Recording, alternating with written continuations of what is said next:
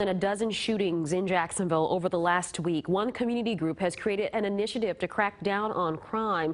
Coming up tonight at 6, the push to get guns off our streets, and why this group says their effort is different and they believe it will make a difference. A local disabled man is telling Action News Jax his terrifying story after he says he was a victim of an armed carjacking. This is cell phone video of the scene Saturday night on Blanding Boulevard in Clay County after a police chase ended with a crash and then a standoff. Today, the suspect, Derek Dunham, faced a judge and was given a $665,000 bond. New at 5, Action News Jax Ben Becker is live in Orange Park where that carjacking happened. And Ben, the victim tells you he thought he was going to die.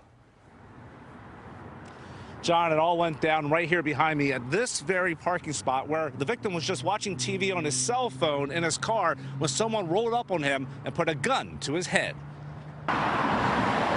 This Circle K on Blanding Boulevard is where Thomas Compton likes to spend his time, but he was at the wrong place at the wrong time Saturday night. I felt like that I was going to die that night.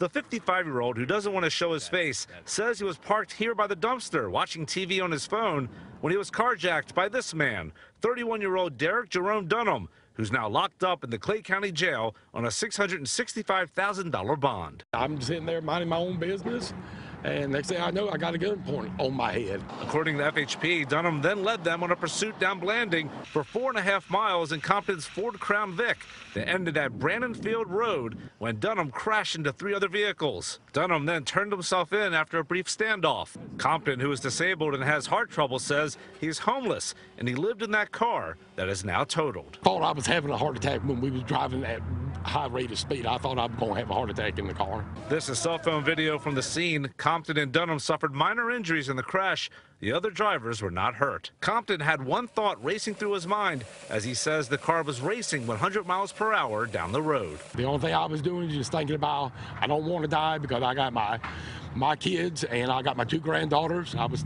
thinking about them, that I was never going to be able to see them again. This isn't the suspect's first run-in with the law. Now, ahead of 6, I'm digging into his past and the chilling words he had for the victim during the chase. Reporting live in Clay County, Ben Becker, CBS 47, Action News Jax.